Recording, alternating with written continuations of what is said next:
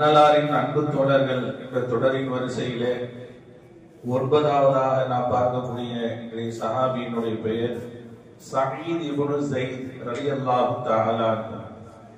நேற்று சஅத் என்ற பெயருடைய சஹாபியை பார்த்தோம். இன்னைக்கு சயீத் இப்னு ஸைத் ரலியல்லாஹு தஆலா அன்ஹு. இவர்களும் இந்த சுபச்செய்தி சொல்லப்பட்ட 10 சஹாபாக்களில் இவர்களும் ஒருவர். இவர்கள் யார் என்ற ஒரு செய்தியை முதலில் பார்த்துவிட்டு அடுத்து அவருடைய சிறப்புகளை பார்க்கலாம். இந்த சயீத் ரலியல்லாஹு அன்ஹு அவர்களுடைய மனைவி பேரு ஃபாத்திமா பின்த் கத்தாப் ரலியல்லாஹு தஆலா அன்ஹா. ஃபாத்திமா பின்த் கத்தாப் கிட்டத்தட்ட யார் என்றதை கொஞ்சம் தீர்மானிச்சிருப்பீங்க. கத்தாப்ன்ற பேர் யாருக்கு வந்திருக்கும்னா உமர் ரலியல்லாஹு அன்ஹுடைய பாப்பா பேரு கத்தாப். இப்ப ஃபாத்திமா பின்த் கத்தாப் அப்படின்னா உமர் ரலியல்லாஹு அன்ஹுடைய கூட பிறந்த தங்கச்சி. இந்த சயீத் ரலியல்லாஹு அன்ஹுடைய மனைவி உமர் ரலியல்லாஹு அன்ஹுடைய கூட பிறந்த தங்கச்சி. கிட்டத்தட்ட உமர் ரலியல்லாஹு அன்ஹுக்கு மச்சான் முறை. இவர்கள் உமர் ரலியல்லாஹு அன்ஹுக்கு முன்னதாகவே இஸ்லாத்தை ஏற்றுக்கொண்டார்கள், கணவன் மனைவியும். அந்த தருணத்துல உமர் ரலியல்லாஹு அன்ஹு இஸ்லாத்தை ஏற்றுக்கல. யார் முஹம்மதுடைய தலையை கொய்து விட்டு வருகிறாரோ அவருக்கு 100 ஒட்டகம் பரிசு என்று அப்பொழுது மக்காவிலே அறிவிக்கப்படுகிறது. நான் கொண்டு வருகிறேன் என்று வாங்கி வந்தவர் உமர் ரலியல்லாஹு. அப்போ உமர் இஸ்லாத்தை ஏற்றுக்கொள்ளவில்லை. அப்பொழுதுதான் வந்துட்டு இருக்கோம். எதிர்க்க ஒருத்தர் வந்தார். இன்னும் உமர் எங்க வேகமா போறீங்கன்னு கேட்டாங்க. முகமது அவர் கையை பார்க்கலான் இருக்கேன், நவுதுபில்லா. அப்பதான் சொன்னாங்கன்னா, உமர் முகமதை போய் பார்க்கறது இருக்கட்டும், கூட பிறந்த தங்கச்சி அங்க இஸ்லாத்தை ஏற்றுக்கிட்டாங்க, தங்கச்சியுடைய மாப்பிள்ளை எல்லாம் இஸ்லாத்துல இருக்கிறாங்க, அதை போய் பாரு முகமது, அதுக்கப்புறம் முகமது போய் பார்க்கலான்னு. அப்படியா அப்படின்னு சொல்லி உமர் ரலியல்லாஹு அன்ஹு வேகமா போறாங்க. அப்பொழுதுதான் ஃபாத்திமா பின்த் கத்தாப் அவங்களுடைய வீட்டுல அந்தம்மா சூரத்து தாஹாவை ஓதிக்கிட்டு இருக்கிறாங்க. அப்பொழுதுதான் உமர் ரலியல்லாஹு அன்ஹு அவர்கள் ஒரு நீண்ட நிகழ்வு இது, நான் சுருக்கமா சொல்ல வரேன். அப்பொழுதுதான் அந்த வேத வசனங்களை கேட்டு செய்தனா உமர் இப்னு கத்தாப் ரலியல்லாஹு அன்ஹு அவர்கள் இஸ்லாத்தை ஏற்றுக்கொள்கிறார்கள். இஸ்லாத்தை ஏற்றுக்கொள்வதற்கு ஒரு காரணம் அவங்க சகோதரியுடைய அவங்களுடைய தியாக வரலாறு சொல்லலாம். அவங்க ஓதப்பட்ட இந்த குர்ஆனுடைய வசனத்தினுடைய தாகாவுடைய வேத வசனங்களை கேட்டுதான் உமர் ரலியல்லாஹு அன்ஹுடைய உள்ளத்துல ஈமான் பிறக்குது. இது ஒரு செய்தி. ஆனா அதற்கு முன்னதாகவே நமது உயிரினும் மேலான கண்மணி நாயகம் ஸல்லல்லாஹு அலைஹி வஸல்லம் அவர்கள் அல்லாஹ்விடத்தில் துஆ செஞ்சாங்க. யா அல்லாஹ், அபூ ஜஹலையாவது அல்லது உமரையாவது இஸ்லாத்துக்கு கொண்டு வா என்று, உனக்கு பிடித்தமான இந்த நபர்களில் ஒருவரை இஸ்லாத்துக்கு கொண்டு வா, இஸ்லாத்திற்கு வலு சேர்வதற்காக நீ அவர்களை இணைத்து கொண்டு வா என்று துவா செஞ்சாங்க. அல்லாஹ் பெருமானாருடைய துவாவை ஏற்றுக்கொண்டு உமர் ரலியல்லாஹு அன்ஹு அவர்களை தேர்வு செய்தார். அதற்கு பின்னால் அவர்கள் இஸ்லாத்தை ஏற்றுக்கொள்கிறார்கள். இப்ப இவர்கள் இஸ்லாத்தை ஏற்றுக்கொள்வதற்கு பெருமானாருடைய துவாவிற்கு அடுத்து யாருன்னா அவங்க சகோதரியுடைய அந்த தியாகத்தினுடைய அடிப்படையில் தான் அது பெரிய ஒரு அடிதடியே நடக்குது. அதற்கு பின்னாடிதான் அவங்க என்ன செய்யறாங்க, உள்ளத்துல நினைச்சு பாக்குறாங்க குர்ஆனுடைய வசனங்களை. அதுக்கு பின்னாடி இஸ்லாத்தை ஏற்றார்கள், நிலைமை மாறுது. இந்த சயீத் ரலியல்லாஹு அன்ஹு பத்தி நம்ம பார்க்க போறோம். இந்த சயீத் ரலியல்லாஹு அன்ஹு அவர்கள் சஹாபாக்களிலேயே நேற்று சொன்ன மாதிரி துஆ ஒப்புக்கொள்ளப்படக்கூடிய சஹாபாக்கள்ல மிக முக்கியமான சஹாபி இவங்களும் ஒரு ஆள். இவருடைய துஆவை ஏற்று அல்லாஹ் உடனே கபூல் செய்து கொடுத்தான் என்பது வரலாற்றிலே பிரசித்தி பெற்றது. இவருடைய வாழ்க்கையில இவங்களுடைய டார்கெட் என்னன்னா, இவங்க ஆரம்பத்தில் இஸ்லாத்தை ஏற்றுக்கொண்டவர், ஆரம்ப காலகட்டத்தை இஸ்லாத்தை தழுவியவர்கள். இவங்களுடைய நோக்கம் என்னன்னா, இஸ்லாத்தை எப்படியாவது உலகம் எல்லாம் பரவ செய்யணும், இஸ்லாத்தை எப்படியாவது வளர்ச்சி பாதையில் கொண்டு போகணும் என்ற விஷயத்திலே இவர்களுக்கு ரொம்ப ஆர்வம்.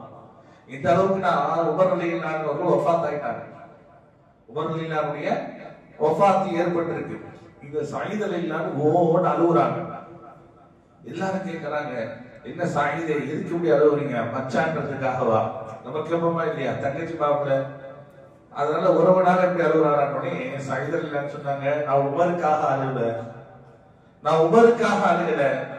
இந்த இஸ்லாத்திற்கு மிகப்பெரிய ஒரு ஆணி வேறாக, ஒரு வலு சேர்க்கக்கூடிய ஒரு மிக முதன்மையான ஒரு சஹாபியாக திகழ்ந்த இந்த உமரை இந்த மண்ணை விட்டு போயிட்டாரு. அவருக்கு நிகரியார் யாரும் கிடையாது. அவர் மூலமாக 10 ஆண்டு காலத்திலே இஸ்லாம் உலகமெல்லாம் பரவச்சு. அதுதானே உமர் ரலியல்லாஹு அன்ஹு ஆட்சி காலத்துல, ஆட்சி காலம் மட்டும் நீண்டதல்ல, அவருடைய ஆட்சி காலத்துல இஸ்லாம் பல இடத்துல பரவுச்சு. அவருடைய காலத்துல பரவுன அந்த நிகழ்வு இனி பரவுமா? பரவும், அல்லாஹ் ஏற்படுத்துவான். இருந்தாலும் அந்த உமருடைய அந்த சேவை நின்று போயிருச்சு. உண்மையாகவே நல்லடியார்கள் இறந்து போய் விட்டார்கள் என்றால் அதன் மூலமாக அல்லாஹ் தஆலா எதன் மூலமாக வெளிப்படுத்தி அவனை சிறப்பை வெளிப்படுத்துவான். இன்னைக்கும் பாருங்க, பள்ளிவாசல்ல கட்டி நல்லோர்கள்லாம் இறந்துட்டாங்கன்னா அவங்களோட நினைவாக இன்றைக்கு நிறைய பேர் நினைச்சு அலுவலகங்கள்லாம் உண்டு. அது நல்லடியார்களுக்கு மட்டும்தான் அது விளங்கும். பள்ளியை கட்டியிருப்பாங்க, மதரசாவை கட்டியிருப்பாங்க, பல குபர்களுக்கு திருமணம் செஞ்சு வச்சிருப்பாங்க. அவர்கள் இறந்துட்டாங்கன்னா பாருங்க பல இடங்கள்ல பேசப்படும். அதுதான் நினைவேந்தல் சொல்லுவாங்க. இன்னைக்கு நிறைய ஆலயங்களை பத்தி நினைவேந்தல் கூட்டம் அப்படின்னா நம்மால் குதர்க்கமா பேசுறான். என்ன அவருக்கு மட்டும்தான் நினைவேந்தலா? எங்க வாப்பாவுக்கு நினைவேந்தல்? மார்க்கத்தின் அடிப்படையில நல்ல விஷயம் எல்லாத்தையும் நினைவேந்தல் நடத்தணும்.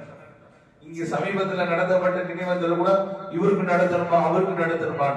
சயீத் ரலியல்லாஹு நடத்தினாங்க, உமர் ரலியல்லாஹு போற வருமானு அந்த நினைச்சு பார்க்கக்கூடிய அவர்கள் சேவையை முன்னிறுத்தி பேசக்கூடியதான் நினைவேந்தல். எல்லா புகழும் அல்லாஹ்வுக்கு தாங்க சொந்தம், அதுல எந்த சந்தேகம் இல்லை. ஆனால் அல்லாஹ் யாரின் மூலமாக இந்த தீனை வெளிப்படுத்தினான். இன்னைக்கு நம்ம எல்லாம் முஸ்லிமானோம். எதனால? அல்லாஹ் ஹிதாயத்தை கொடுத்தா நம்ம முஸ்லிமானோம். அது ஒரு பக்கம். எதன் மூலமாக வந்தோம்? அல்லாஹ்வே டைரக்டா வந்தா நமக்கு வஹி கொடுத்தான். ரசூலுல்லாஹ்வுக்கு வஹி அனுப்பி அந்த சஹாபாக்களை விளங்க வச்சு அது ஊர் புறா அவர்கள் தியாகத்தை பண்ணி ஒரு ஊராக போய் சொன்னதுனால அதன் அடிப்படையிலே பாரம்பரியத்தின் மூலமாக நம்ம இஸ்லாத்தை அடைஞ்சோம். அப்ப எதன் மூலமாக வந்தது என்று வரும்போது அவர்களை நினைத்து பார்ப்பது இஸ்லாத்திலே முக்கியமான ஒரு கடமை. அந்த வகையில சயீத் ரலியல்லாஹு அவர்கள் உமர் ரலியல்லாஹு வஃபாத்தின் போது அழுதார்கள். இந்த தீன் பரவுவதற்கு முக்கிய காரணமாக இருந்த உமர் அவர்கள் இறந்து விட்டார்களே என்ற ஒரு வருத்தத்தை அவர்கள் வெளிப்படுத்தினார்கள். அல்ஹம்துலில்லாஹ், இவர் மிகப்பெரிய ஒரு போர் வீரராக இருந்தார்கள். சயீத் ரலியல்லாஹு யர்முக் போர், ஒரு போர், யர்முக் என்று சொல்லக்கூடிய ஒரு போர். இந்த போர்ல அல்லாஹ் அக்பர், முஸ்லிம்களுடைய தரப்புல 24,000 பேர், முஸ்லிம் தரப்புல 24,000 பேர். பத்ர் போர்ல 313, உஹது போர்க்களத்துல 1000 பேர், அதுல 300 முனாஃபிகீன்கள் பின்வாங்கினோட 70-800 பேர். இந்த யர்முக் போர்ல 24,000 முஸ்லிம்கள். ஆனா எதிரணியில் எத்தனை பேர் தெரியுமா? 1,20,000 பேர். எப்ப முஸ்லிம்கள் எந்த போருக்கு போனாலும் தெரிதான் அவர்கள் அணியை விட 3 மடங்கு எதிரணியில் நிற்கிறான். 313 பேர்ல இருக்கும் போது பத்ர் போர்க்களத்துல எதிரணியில் 1000 பேர், உஹது போர்க்களத்துல 1000 பேர் என்று வரும்போது எதிரணியில 3000 பேர். இப்படி கூடிக்கிட்டே ஒரு இந்த யர்முக் யுத்தத்துல 24,000 முஸ்லிம்கள் இருந்தாலும் எதிரணியில 1,20,000 பேர். எப்படி இருக்கும்? சஹாபாக்களுக்கெல்லாம் ஒரு விதமான ஒரு கலக்கம் இருந்ததா செஞ்சது. அப்போது அந்த படை தளபதியாக இந்த சயீத் ரலியல்லாஹு சொன்னாங்க, கவலைப்படாதீங்க, யாரும் திடுக்கமடையாதீர்கள், அல்லாஹ்வுடைய திருநாமங்களை திக்ருஹாத்துகளை சொல்லிக் கொண்டே இருங்கள் என்று. சஹாபாக்கள்ல நிறைய பேருக்கு கொஞ்சம் கலக்கம் ஏற்படும் போது இந்த சயீத் ரலியல்லாஹு இருக்கிறாங்கல்ல, தைரியம் கொடுத்தாங்க, பயப்படாதீங்க, அல்லாஹ் இருக்கான். பெரும் பெரும் போர்களை பார்த்த சமுதாயம் இந்த சமுதாயம். அல்லாஹ் வெற்றியை கொடுக்க வேண்டும் நாடினால் எப்படி கொடுப்பான். அதனால நீங்க யாரும் கவலைப்படாதீங்க, பயப்படாதீங்க, 3 பேர் இருக்கிறாங்க, திகைக்காதீர்கள் என்று அந்த நேரத்தில் வீர உரை ஆக்கிய பெருமை சயீத் ரலியல்லாஹு உண்டு. யாருக்கு வரும்? நம்ம அந்த இடத்துல இருந்து என்ன செய்வோம்? எப்பா இதெல்லாம் வேலைக்காவாது, நம்ம உயிர் தான் போவோம், இதெல்லாம் சாத்தியப்படாது என்று சொல்லி புரோகிராம கேன்சல் பண்ணிடுவோம். ஆனால் நடக்க வேண்டிய யுத்தத்தை சரியான முறையில் நடத்தாக்கப்பட வேண்டும் என்ற விஷயத்திலே போராளிகளுக்கு நல்ல உணர்வை ஊட்டிய பெருமை சயீத் ரலியல்லாஹு உண்டு. இவருடைய வாழ்க்கையில் எந்த துஆவை கேட்டாலும் அல்லாஹ் கபூலாக்கி தந்தார் என்ற பெருமை. இவருடைய வாழ்க்கையில் நடந்த ஒரு நிகழ்வு மட்டும் அந்த துஆவுக்கு உதாரணம். ஒரு பெண்மணி என்ன செஞ்சாங்க தெரியுமா? இந்த சயீத் ரலியல்லாஹு விஷயத்துல என்னுடைய இடத்தை இவர் அபகரிச்சிட்டார்னு சொல்லி இட்டு கட்டினாங்க. சயீத் ரலியல்லாஹு மேல ஒரு இட்டு கட்டுதல். நியாயமா நடந்து நியாயமா வாழ்ந்த ஒரு நல்ல உத்தமரான இந்த சயீத் ரலியல்லாஹு ஒரு கலங்கத்தை சுமத்துற ஒரு பெண்மணி. வாழ்க்கையில் இந்த மாதிரி நேரத்துல நடக்கும். நம்ம நியாயமா இருப்போம், அமைதியா இருப்போம், அல்லாஹ் ரசூலும் கிடப்போம், எவனாவது இங்கிருந்தா பராயத்தை விட்டு போயிடுவான். ஆனா கவலைப்படக்கூடாது. அல்லாஹ் அந்த நேரத்துல நமக்கு நம்முடைய சக்தி என்னன்றதை வெளிப்படுத்துறது இது போல ஒரு சம்பவம். இப்ப சயீத் ரலியல்லாஹு வந்து அந்த பெண்மணி என்ன செய்றாங்க, என் இடத்தை இந்த சயீத் என்பவர் அபகரிச்சிட்டாரு. வழக்கு போது நீதிமன்றத்துல விசாரணை நடத்தப்படுது. என்ன சயீதே, இந்த பெண்மணி உங்க மேல குற்றச்சாட்டு நடத்துறாங்களே, என்ன விஷயம்? அப்ப அவங்க சொன்னாங்க, ஒரு ஹதீஸ சொன்னாங்க. பெருமானார் ஸல்லல்லாஹு அலைஹி வஸல்லம் அவர்கள் சொன்னார்கள், யார் அடுத்தவருடைய இடத்தில் ஒரு ஜான் அளவு, ஒரு சென்ட் அளவு இல்ல, ஒரு கிரவுண்ட் அளவுக்கு இல்ல, ஒரு ஜான் அளவுக்கு அநியாயமான முறையில் அடுத்தவருடைய இடத்தை அபகரிக்கிறாரோ, நாளை மறுமை நாளையிலே 7 பூமியினுடைய தாக்கத்தின் அளவுக்கு அவர் சுமந்து கொண்டு வருவார், பாவியாக குற்றவாளியாக வருவார் என்று பெருமானார் சொன்னார்களே. அந்த ஹதீஸை கேட்டுமா நான் இந்த பெண்மணியுடைய இடத்தை அபகரிக்க போறேன்? சயீத் ரலியல்லாஹு சொல்றாங்க, இந்த ஹதீஸை சொல்லி சொல்றாங்க, இந்த ஹதீஸை நான் பெருமானார் இடத்திலிருந்து கேட்டிருக்கிறேன். அடுத்தவர்களுக்கு சொந்தமான ஒரு ஜான் இடத்தை அபகரித்தாலே மறுமையில் அல்லாஹ் விட மாட்டானே, நான் இந்த பெண்மணியுடைய இடத்தை நான் அபகரிப்பேனா? நான் அப்படிப்பட்டவன் அல்ல என்பதை வாதாடுகிறார்கள். ஆனால் அந்த பெண்ணை இல்ல, இவர் தான் எடுத்தாரு, என் இடத்தை இவர் சயீத் அபகரிச்சாருன்னு சொல்லி அந்த அம்மா வலுவா திரும்பவும் தன்னுடைய வாதத்தை முன்வைக்கிறது. சயீத் ரலியல்லாஹு இந்த ஒரு ஹதீஸை சொல்லிட்டு விளக்கம் சொல்லிட்டாங்க, அந்த பெண்மணி என் மீது இட்டு கட்டினால் இட்டு கட்டிட்டு போகட்டும் என்று சொல்லிட்டு அல்லாஹ்விடத்திலே கையேந்தினார்கள். சஅத் இப்னு ஸைத் ரலியல்லாஹு, யா அல்லாஹ், நான் செய்யாத ஒரு குற்றத்திற்காக இந்த பெண் என் மீது கலங்கம் சுமத்துகிறாள். இவர் இந்த பெண்மணி சொல்லக்கூடியது பொய்யாக இருந்தால் இந்த பெண்ணை குருடியாக ஆக்குவாயாக, இந்த பெண்ணை குருடியாக ஆக்குவாயாக. எந்த இடத்தை நான் எடுக்காமல் எடுத்தேன் என்று இட்டு கட்டுகிறாரோ அதே இடத்தில் இந்த பெண்ணுக்கு நீ மௌத்தை ஏற்படுத்திவாயாக சொல்லி கையெழுத்தினார். அதாவது நல்லடியார்கள் சாபமிட மாட்டாங்க, சாபமிடவும் கூடாது. ஆனால் கலங்கள் ஏற்படுத்த வேண்டும், அசிங்கத்தை ஏற்படுத்த வேண்டும். ஏன்னா மூசா அலைஹிஸ்ஸலாமுடைய காலத்துல அப்படிதான் நடந்துச்சு. வேற வழி இல்லாம கடைசி கட்டத்துல காரோனுக்கு மூசா அலைஹிஸ்ஸலாம் கையேந்தினாங்க. இன்னைக்கு பூமியில போயிட்டு இருக்கலாம். நல்லடியார்கள் சாபமிட மாட்டாங்க, ஆனா சாபமிடுற அளவுக்கு இட்டு கட்டினா தொலைஞ்சாம அல்லாஹ்வுடைய அரிச ஆட்டி பார்க்கக்கூடியது என்ன தெரியுமா? அநீதம் இழைக்கப்பட்டவருடைய துவா. அவனை பண்ணா என்ன செய்ய போறான்? அவனுக்கு ஒரு பேக்ரவுண்ட் இல்ல, அவனுக்கு ஆள்பலம் இருக்கா அப்படின்னு நினைக்க கூடாது. அவன்கிட்ட இருக்கக்கூடிய ஒரே பேக்ரவுண்ட் துவா. அப்ப இந்த துவாவை சொன்னாங்க, யா அல்லாஹ், 2 விஷயத்தை சொன்னாங்க. இந்த பெண்ணை நீ குருடாக்கி விடு, பொய் சொன்னால். இரண்டாவது, இந்த பெண்ணுடைய மௌத்து எந்த இடத்தை எடுக்காமல் எடுத்தேன் என்று இட்டு கட்டினாலோ அதே இடத்தில் தான் அவர் மௌத்தாக வேண்டும். இந்த துவாவை செஞ்சுட்டு விட்டுட்டாங்க சயீத் ரலியல்லாஹு. கடைசியில் என்ன ஆச்சுன்னா, அந்த பெண்ணு குருடாகி தன்னுடைய பார்வையை முழுமையாக இழந்து செவுத்த தடவி தான் நடக்கக்கூடிய சூழ்நிலை ஆயிட்டாராம். 2 கண்ணும் பார்வை இழந்தது மட்டுமல்ல, அந்த பெண் சொல்லி சொல்லி நடந்தாலும் சயீதுடைய பதுவா என்னை ஆளாக்கி விட்டது, இது சயீதுடைய துவாதான் நான் இப்படி ஆனதற்கு காரணம் என்று இப்படியே கண் தெரியாமல் காலம் கழிந்து கொண்டிருக்கும் போது எதிர்பாராத விதமாக பள்ளத்துல ஒரு கிணத்துல தானாக தவறி விழுந்து அது அவரோட இடம்தான் உள்ள விழுந்து மௌத்தாகி போயிட்டான். எந்த வார்த்தையை சொன்னார்களோ சற்று பிசகாமல் அந்த பதுவா அவர்களை போய் சார்ந்தது. அந்த பெண் கரெக்டா குருடியும் ஆனா அவ இடத்துல மௌத்தாகுமா. இந்த வரலாற்றுகளை சயீத் ரலியல்லாஹு வரலாறுகளை பதிவு செய்யறாங்க. அருமையானவர்களே, அநீதம் இழைக்கப்பட்டவருடைய துவாவை விட்டும் நாம் பாதுகாப்பு தேடும். அவன் என்ன செஞ்சிட போறான் அப்படின்னு நம்ம நினைக்க கூடாது.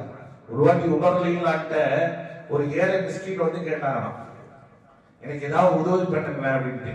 இப்போ உமர் ரலியல்லாஹு சொன்னாங்க, சும்மா டெஸ்ட் பண்றதுக்காக கேட்டாங்க. நான் தரலன்னா நீ என்ன செய்வேன்? கலீஃபாவுடைய பொறுப்புல இருக்கிறாங்க, அரசவை பொறுப்புல இருக்கிறாங்க. கேட்கும் போது யாசனை கேட்கும் போது நான் தரலன்னா நீ என்ன செய்வேன்னு கேட்டாங்க. உமர் ரலியல்லாஹு சும்மா டெஸ்ட் பண்றாங்க, என்ன சொல்றாங்கன்னு கேட்கிறாரு. வந்து அந்த யாசகர் சொன்னா, நான் என்ன செய்ய முடியும், நான் ஒரு சாதாரண ஒரு பாமரன், நீங்க ஆட்சி அதிகாரத்துல இருக்கிறவங்க, தரல அப்படின்னா நான் பாட்டுக்கு போயிடுவேன்.